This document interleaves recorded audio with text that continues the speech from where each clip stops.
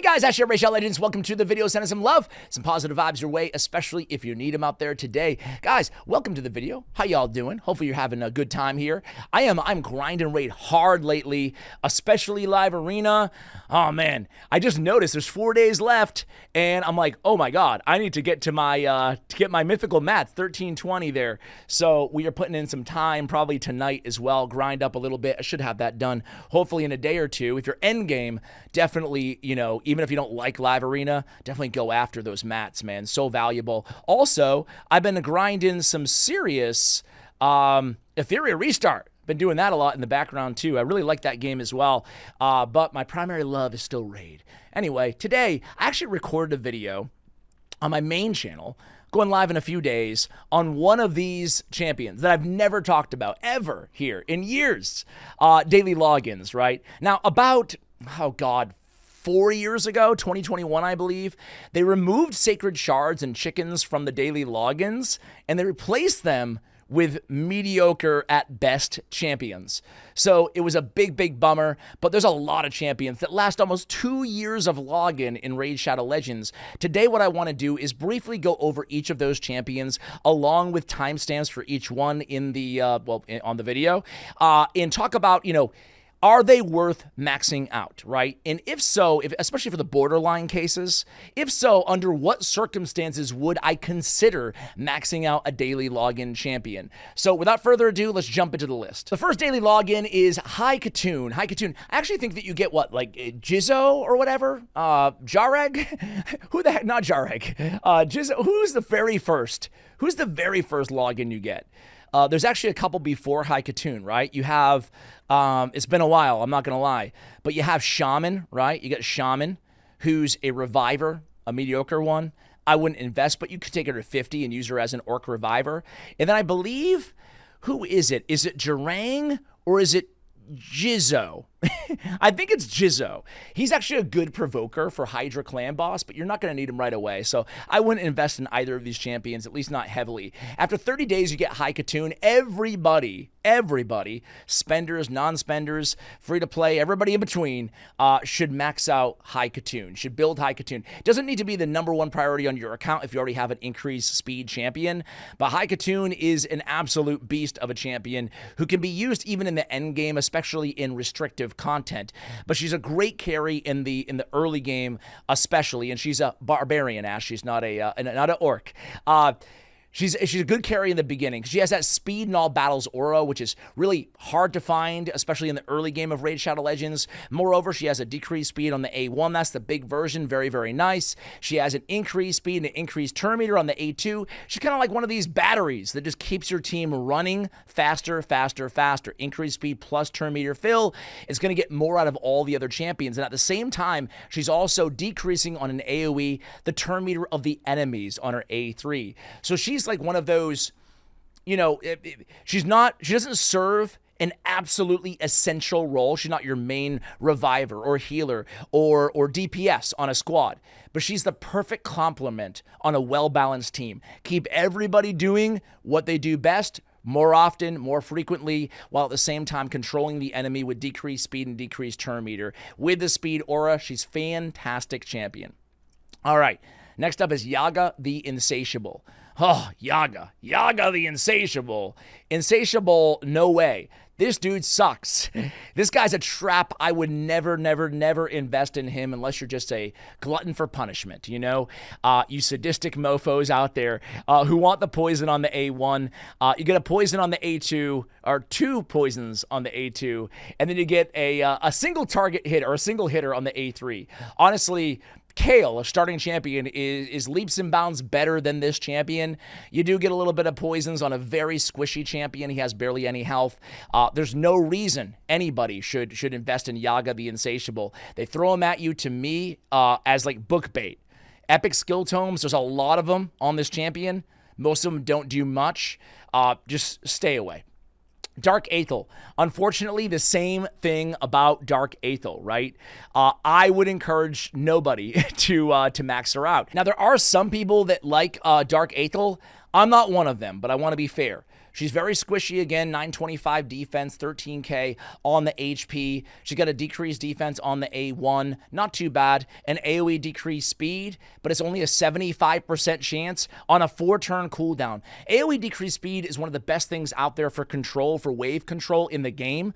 It's fantastic, but there's a lot of champions that have it on a 3-turn cooldown at 100%. She's far from that. 5 turns, booked down to 4, only 75%. No thank you. Another AoE on the A3, again, a long cooldown, booked from 5 to 4. Way back in the day, you could use her against Spider, grants an extra turn if this attack kills 10 or more enemies. She doesn't deal a lot of damage. I would just stay far away, even though she looks very cool. Dark Aethel, unfortunately, is another pass. Finally, after 120 days, we get to Dark Elhain. Dark Elhain, right next door, also looks incredible, and she's a hell of a lot better than anybody that we've spoken about, with the exception of High Katun so far. She's quite different than High Katun in where she is a DPS. We just talked about champions having AoE decreased speeds on a 3-turn cooldown. She has that right here at a 75% chance.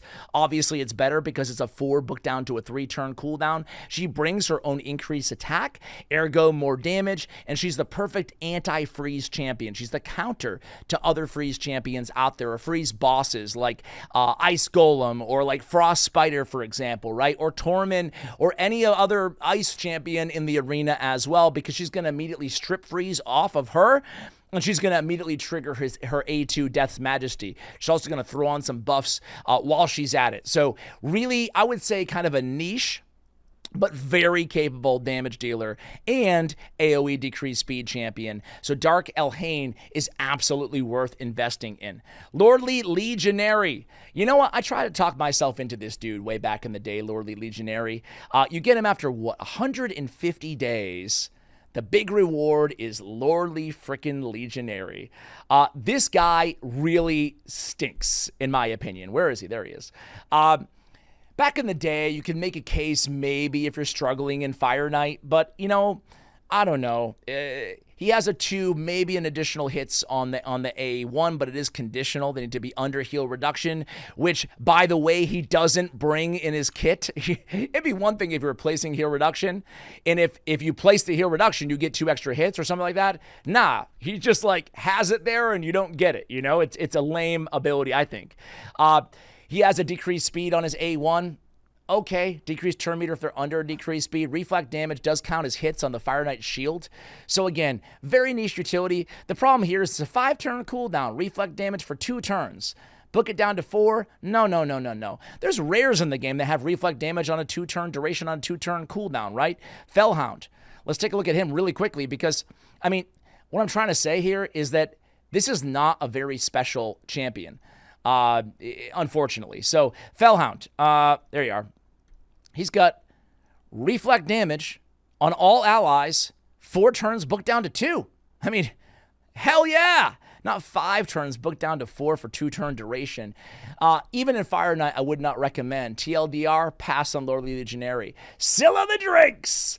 Sila the Drakes, especially for when you get her after 180 days. Sure, she's not as viable in the end game. She's certainly usable in the end game. She's not as good in the end game as she was when she was released years and years ago, but she's still going to be a great part of almost every account when you get her. I think that everybody should max out Sila the Drakes. She's got a heal on her passive. Don't sleep on that heal. It's very good. It's like Elva or Siphi, some of the better champions in the game. She has that 10% max HP at the start of each turn. She also brings a little increased speed. She revives. Not a great revive, but it is a revive with 50-50 HP and turn meter. Not too bad.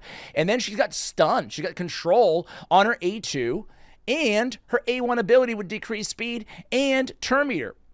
Honestly, this is a very unique and powerful champion. Heals, revive, stun, turn meter, decrease speed.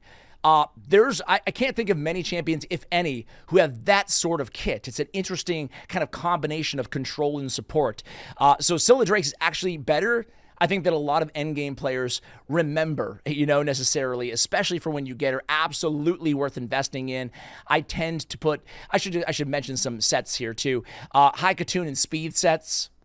Yaga Pass, Dark Aethel Pass, Dark Elhain in Cruel gear from Demon Lord, or in Savage gear from Fire Knight. That works great. We have Lord Legionary Pass. Sila Drakes, I like her in a Relentless set because she gets an extra turn. She puts more increased speed vis-a-vis her passive on more allies, and she heals more often as well. And in addition, she can reduce the cooldown of her stun or reduce the cooldown of her revive if you had to revive an ally. So I like her in Relentless set. My second favorite would be mainly just focus on survivability, right? Maybe even a reflex set to get more stuns out of her. Anything kind of tanky would work. Tanix Hate Flower. Tanix. A lot of people hate Tanix, no pun intended. I don't. I have a soft spot for Tanix Hate Flower. That being said, she's a C champion, in my opinion, right? And I think most people would grade her out as a D or an F. She has an AoE decreased speed. We already know how much I love that. Her decreased speed is on a 3-turn cooldown when booked, and it's 100% chance at landing it, right? You attack one enemy, but you can place it on all enemies as long as the attack is critical. So you want to build her with 100% crit rate. She also has some damage mitigation, and then she has heals. Heals all allies by 3% of this champion's HP with each hit on targets under decreased speed, okay? It's 2 times at random, but she does bring the decreased speed. So listen, she's not a great healer, but she brings the decreased speed, and then she heals. You want to build her with 100% crit rate and as much HP as possible. She's a Faction War champion primarily. You're not going to be using her outside of Faction Wars, so I don't know, maybe C-, but she could be good and usable, or decent, I should say, and usable in Faction Wars as a healer and a kind of a quasi-control champion, right? So I would put her as a borderline, conditional. I think at level 50, but booked out, you could probably get a lot of utility out of her. I used her back in the day. I didn't have a lot of good Demon Spawn champions, so I used her to clear Faction Wars normal mode and get my hands on Lydia the Death Siren back in the day. Grush the Mangler. Grush is a pretty solid champion, right? To me, he's kind of a B tier epic out there in the game. Maybe B plus, right? The cool thing about Grush is he's really one of the better hybrid champions on this entire list, right? Because he deals damage and he heals. And I'm blind. He's right in front of my face. So he has an AoE with decreased attack or decreased crit damage. I hate the condition. I hate the randomness, the RNG on this skill. I'd rather it just be decreased attack. Granted, it is a long cooldown as well. But he has another decently hard-hitting AoE on his A3 as well. He's one of the better defense-based damage dealers for epics out there. So you're looking at damage as well as the heals that he brings and some damage mitigation on that A2. So continuous heals, obviously, yeah, he's healing allies, and he's applying a leech on his A1 at a 75% land rate. You can get the Sniper Mastery to get up to an 80% land on the leech as well. So between the leech and all the continuous heals, he's a great example of a hybrid support and some damage, and he's fairly tanky too. He is a little bit slow. He's not the best epic out there, but I think he's worth maxing out. Vizix the Unbowed. Vizix used to suck. She used to be one of the worst champions out there in the game. A real joke. Then they gave her a massive, massive rework and buff, and now she's fantastic. She has a double hitter. Each hit decreased turn meter on her A1. She has an AoE decreased speed, ally protection on a 3-turn cooldown on her A2. And then another 3-turn AoE on her A3. She's worth booking. She's worth maxing. She places a provoke and a shield on herself. She needs that shield because she takes a lot of damage between the provoke and between the ally protection that she brings. She brings the decreased speed at 100%. She's void affinity. You don't have to worry about void affinity matchups, or weak, affinity matchups. And just a solid all-around champion. She could be a good damage dealer as well. I like her in Hydra Clan Boss in a curse set to be your hex applier, to be a damage dealer, to be your provoker, all in one with the decreased speed, which I never leave home without when I go into Hydra Clan Boss. Other than that, you could consider a regeneration set, some immortal sets. You want to focus on survivability on your Vizix first and foremost. I still would run her at 100% crit rate though, just to get some damage.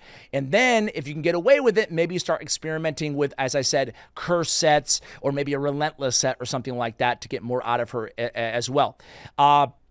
You could even run her in a reflex set as well to reduce those cooldowns on the AoEs, get back to the provokes, or get back to the ally protection, the decreased speeds. So there's a lot of flexibility there. She's one of the best, if not the best, daily logins available in the game.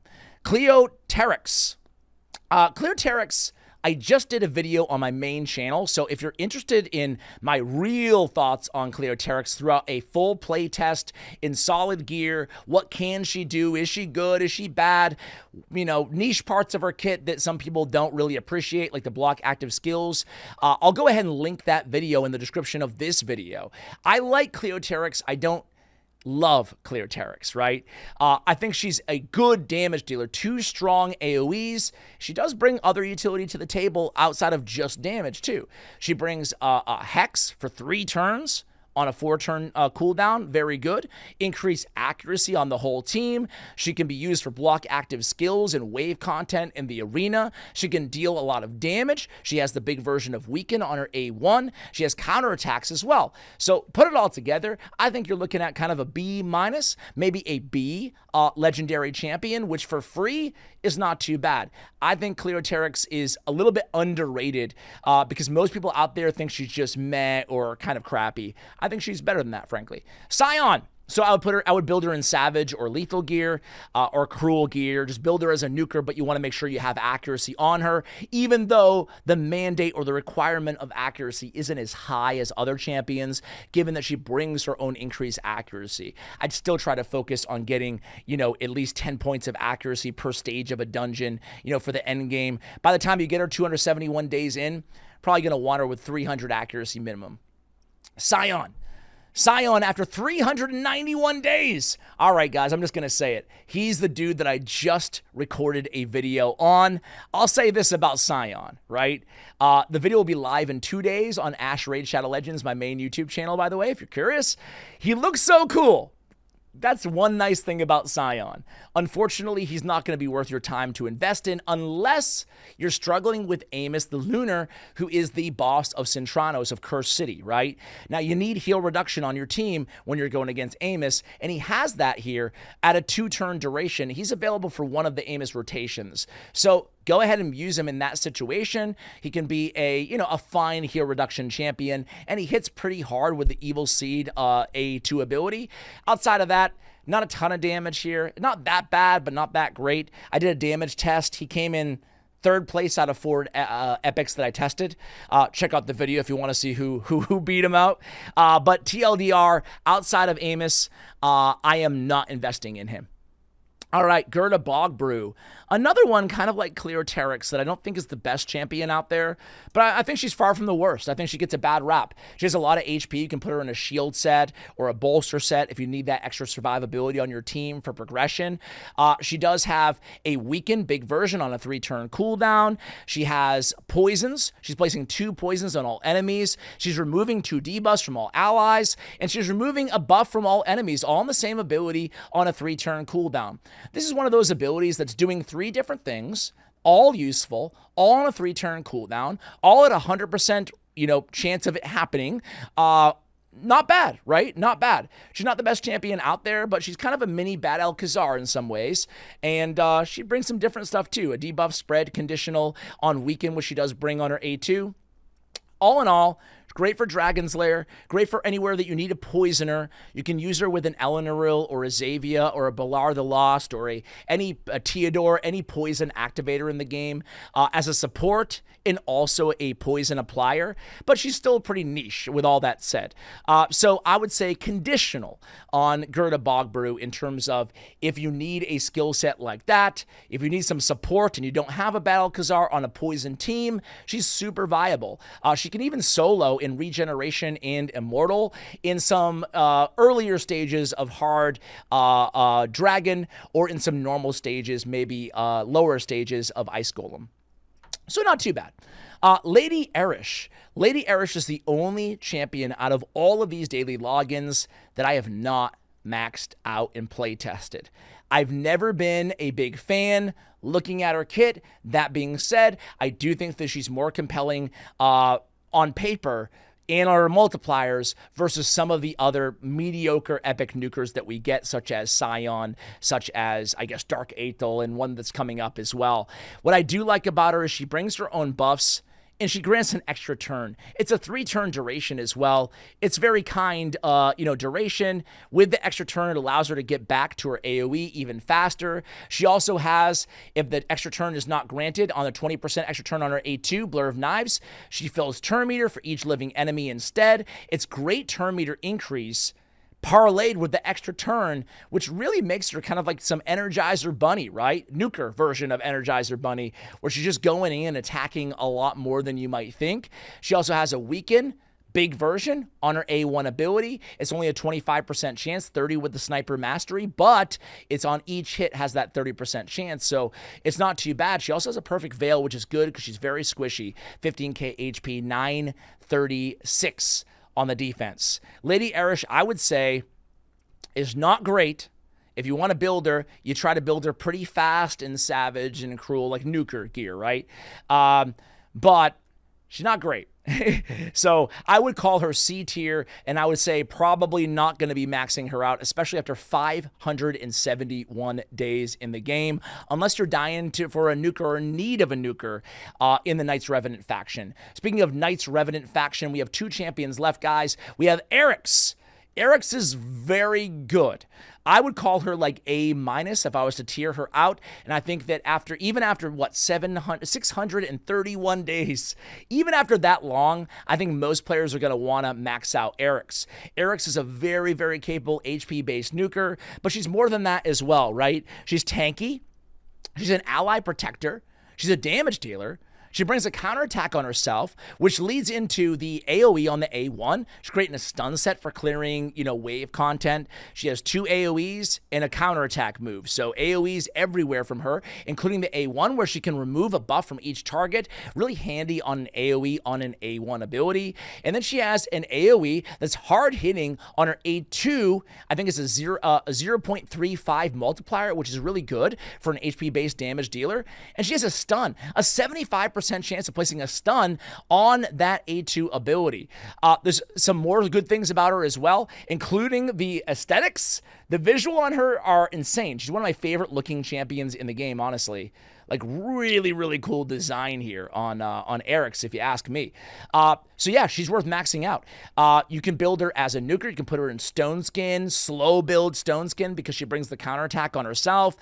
She's definitely a very cool champion. She can also be, this is more of an endgame thing, but she can be a hard counter to Cometus, who's a bomber out there in the game, because Cometus will instantly detonate bombs against targets whose HP is lower than his, and he's an HP-based tanky champion.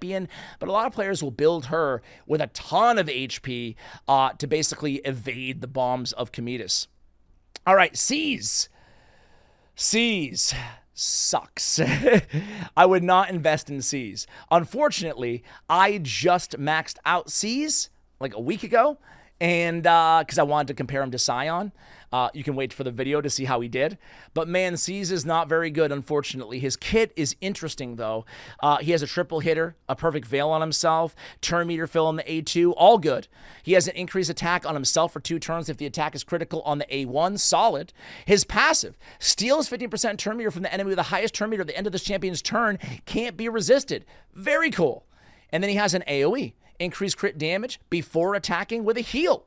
Not bad. So why don't I like him? Damage sucks, right?